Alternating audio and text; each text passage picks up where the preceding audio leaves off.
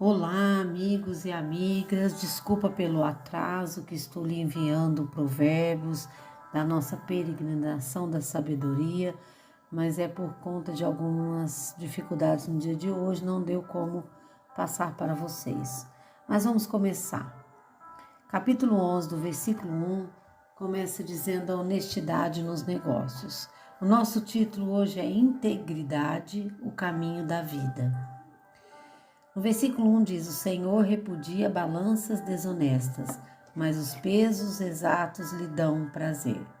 É comum vermos pessoas querendo levar vantagem à falta da integridade nos negócios e é um mal comum no nosso mundo. A balança enganosa que o versículo fala é sinal de desonestidade. Um cristão não deve, em momento algum, se deixar levar pela tentação de tirar vantagem. A honestidade nos negócios é o prazer de Deus. É estar vendo aquilo que Ele formou e continua sendo formado por Ele com honestidade. Então, tudo que você for fazer, continua sendo honesto, porque Deus vai te honrar. Deus vai colocar os propósitos certos nas tuas mãos e vai te dar o que você precisa nas tuas mãos. Amém? No capítulo 11, do versículo 2, a sabedoria habita na onde? Nos humildes. Quando vem o orgulhoso, chega a desgraça, mas a sabedoria está com quem? Com os humildes. Nesse provérbio, coloca o orgulho no seu devido lugar. O soberbo é aquele que superdimensiona a sua própria imagem e diminui o valor dos outros. Temos que vigiar nisso. Diminuir o valor dos outros quer dizer que nós somos orgulhosos, nós se achamos, não. Nós temos que ser humildes, né, para poder abençoar os outros que estão à nossa volta. Independente se gostamos da pessoa ou não. Se somos orgulhosos, não vamos conseguir chegar a lugar nenhum. Então, os humildes são aqueles que se prostram diante de Deus, reconhecem seus pecados e nada reivindicam para si mesmo. Estes serão exaltados por quem? Por Deus.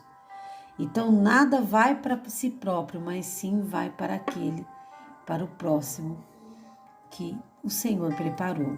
Veio-me a lembrança aquela menina de Naamã. Aquela menina de Naamã poderia ser orgulhosa porque ela foi arrancada dos pais para poder servir a mulher de Naamã. A mulher daquele homem que era um comandante, que era ali o chefe do exército, que estava à frente de tudo, né? Só que dentro ele tinha uma lepra. Dentro daquela capa toda, daquela armadura de soldado.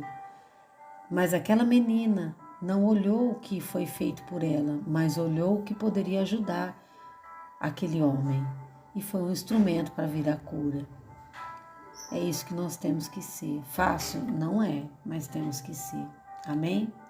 No versículo 3 ao 9 diz o seguinte: A integridade do justo os guia, mas a falsidade dos infiéis o destrói. De nada vale a riqueza no dia da ira divina, mas a retidão livra da morte. A retidão dos irrepreensíveis lhes abre um caminho reto, mas os ímpios são abatidos por sua própria impiedade. A justiça do justo os livra, mas o desejo dos infiéis os aprisiona. Quando morre o ímpio, sua esperança perece. Tudo o que ele esperava do seu poder dá em nada. O justo é salvo das tribulações, e essas são transferidas para o ímpio. Com a boca, o ímpio pretende destruir o próximo, mas pelo seu conhecimento, o justo se livra. 7 ditados que contrastam de alguma forma 2 conjuntos de pessoas aqui. Por um lado, o justo. Os irrepreensíveis desfrutam de orientação de um caminho reto e de livramento.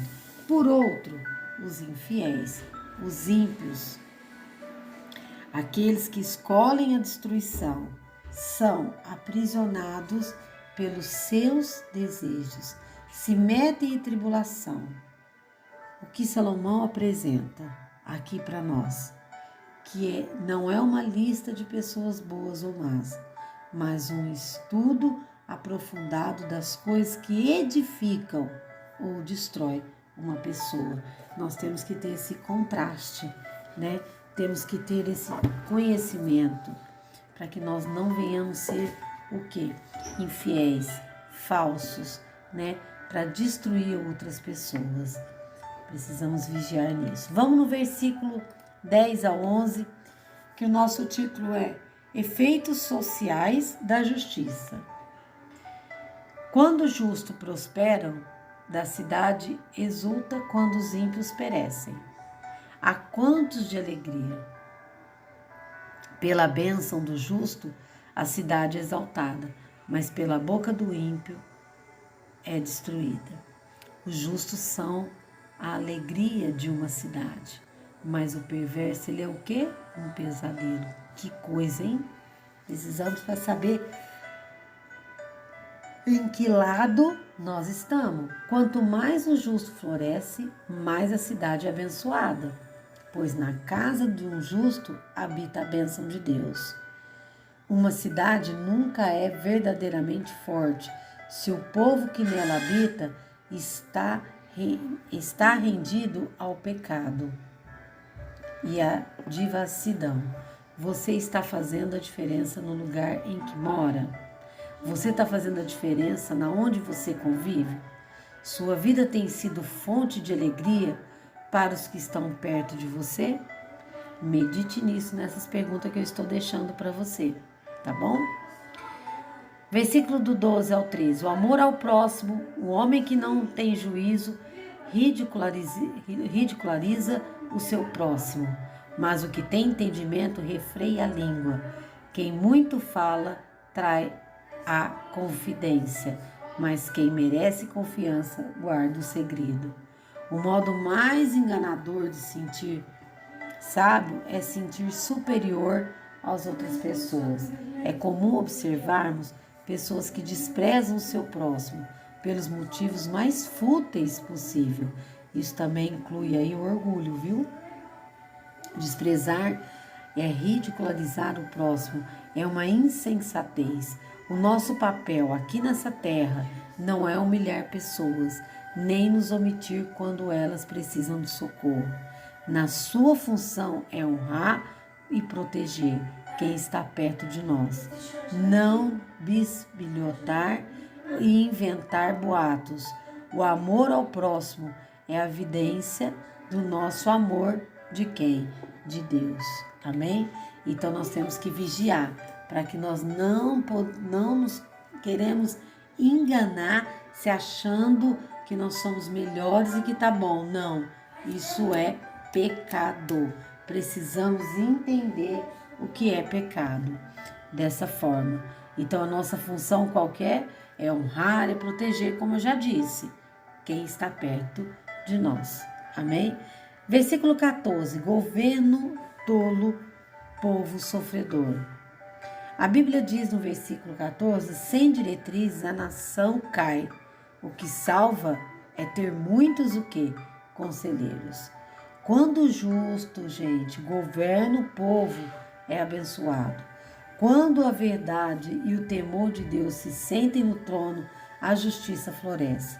A história está repleta de exemplos de maus governantes que traduzem desgraça e opressão para a sua nação.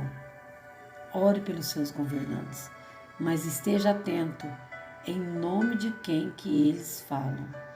Precisa vigiar. Em toda autoridade, a Bíblia diz que foi constituída por quem? Por Deus. E que nós temos obrigação de orar por todas as autoridades. Desde o presidente, do deputado, do governador, todas as autoridades, porque nós estamos sendo governadas por ela. Para que o Senhor, venha a nos abençoar. Então, quando o justo governa, o povo é abençoado. E quando não é, temos que ter o temor de orar para sermos, abençoados e ter a misericórdia. Amém? Versículo 16. A mulher bondosa conquista o respeito, mas os homens cruéis só conquistam riqueza. Isso significa coração bondoso.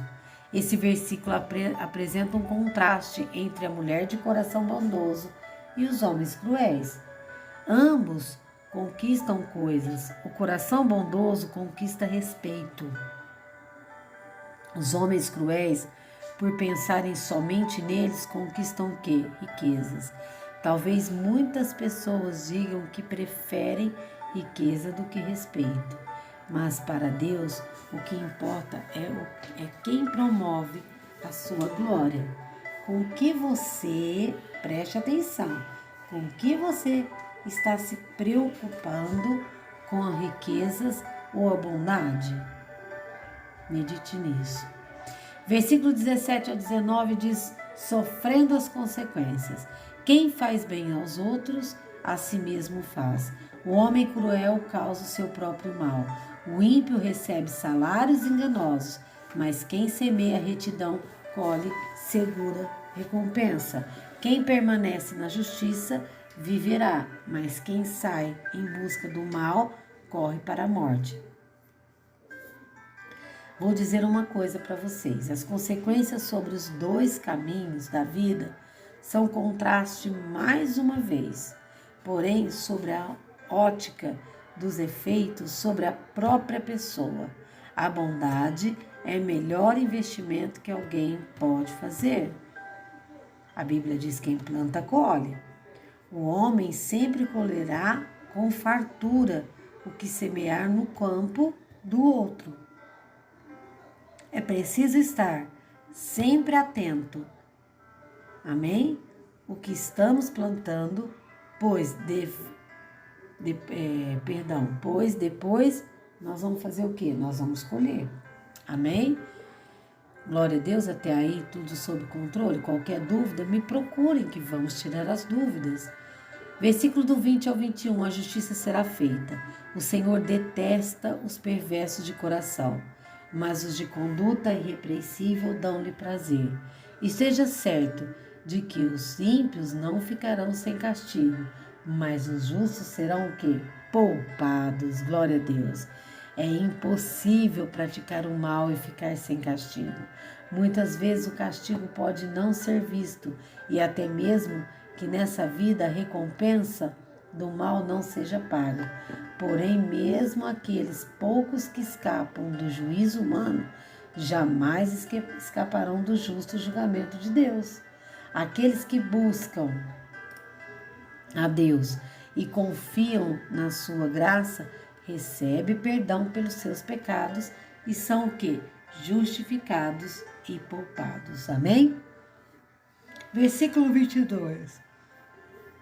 A beleza, como um anel de ouro, um focinho de porco, assim a mulher bonita, mas indiscreta. A beleza exterior, sem a beleza interior, é uma enorme frustração. Em um mundo que prega a beleza a todo custo, onde os homens e mulheres empenham grande parte da sua vida para aparentar formosura, é preciso dar ouvido à palavra de Deus. A beleza não é tudo, aliás, é muito pouco. Se compara com o interior, o que a pessoa cultiva em si e forma que vive importa infinitamente mais. Amém? Glória a Deus. Então nós temos que não só olhar a aparência, né? A Bíblia diz que Deus não olha a aparência, mas olha o interior. Como foi Samuel com Davi. Samuel começou a colocar os olhos nos irmãos de Davi, porém não era eles, era o Davi, o mais pequeno, o mais ali que estava sendo desprezado. E Deus fez a obra. Amém? Versículo 23. O desejo e sua realização. O desejo do justo resulta em bem, a esperança dos ímpios em ira. O desejo do justo tende para o bem, pois o seu coração já foi transformado e dele flui um manancial, as águas vivas. Já a esperança dos perversos é como um enchente que causa destruição e danos por onde passa. Amém? Versículo 24 ao 26. As recompensas da generosidade. A de quem dê generosidade e vê aumentar suas riquezas. Outros retêm os que deviam dar e caem na pobreza. O generoso prosperará. Quem dá o alívio aos outros, alívio receberá. O povo amaldiçoa aquele que esconde o trigo, mas a bênção coroa aquele que logo se dispõe a vendê-lo. A semeadura, meu irmão, minha irmã, generosa, gerará uma colheita farta.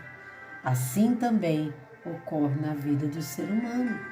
Aqueles que vivem no luxo, deixando a míngua, o próximo à sua porta, descobrirão um dia, não levarão um centavo para o túmulo.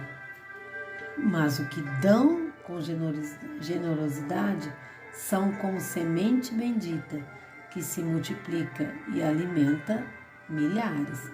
A contribuição nunca foi e nunca será um favor que fazemos às pessoas, mas uma graça que recebemos de quem? De Deus. Amém? Versículo 27. Busque o bem e você o encontrará. Quem procura o bem será respeitado. Já o mal vai de encontro a quem o busca. Nós encontramos aquilo que procuramos. Mais uma vez, Salomão nos diz que colhemos o que plantamos. Busque o bem, empenhe-se para alcançá-lo e ele virá ao seu encontro. Amém? A prosperidade, aqui está falando muito sobre isso, né? A prosperidade, versículo 28, quem confia em suas riquezas certamente cairá, mas os justos florescerão como a folhagem verdejante.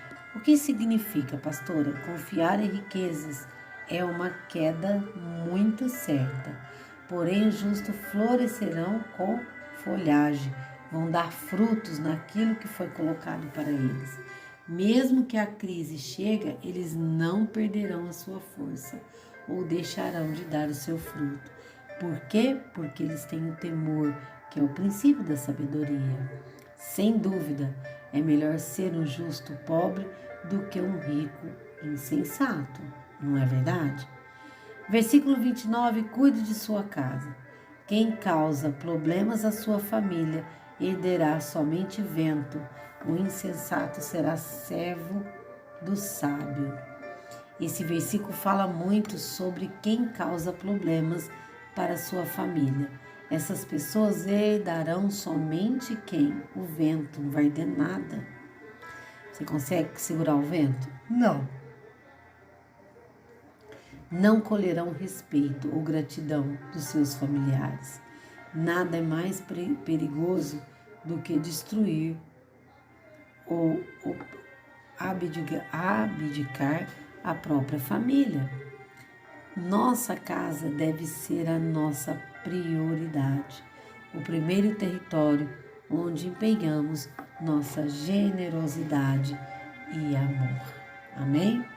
Versículo 30, estamos no penúltimo. Almas para Deus. O fruto da retidão é a árvore de vida, e aquele que conquista almas é sábio. Quem ganha almas faz um investimento eterno, ajunta de tesouros que os ladrões não podem roubar, nem a traça destruir. Uma alma para Deus vale mais do que a riqueza de um mundo inteiro. O melhor, mais sábio investimento que podemos fazer é investir na salvação de quem, igreja? De vidas. Amém? Então, se nós soubermos ganhar as almas, vamos ver a graça do Senhor para nós. Versículo 31 e o último, punição. Se os justos recebem a punição que merecem na terra, quanto mais o ímpio pecador. É comum vermos pessoas boas passando por dificuldades e nos questionamos por qual motivo isso acontece. Ao mesmo tempo, vemos ímpios aparentarem uma boa vida. Isso pode levar muitas pessoas a perguntarem: onde está a justiça de Deus? Porém, este versículo nos fala que o ímpio receberá o que merece. Devemos confiar nisso e não questionar a disciplina divina. Glória a Deus. Em nome de Jesus, medite nesses provérbios. Ensina várias coisas, são vários contrastes aí, que Deus vai falar mais ao seu coração. Amém? Glória a Deus. Deus abençoe. Que venha assim ser multiplicada essa palavra de frutos na sua árvore, em nome de Jesus.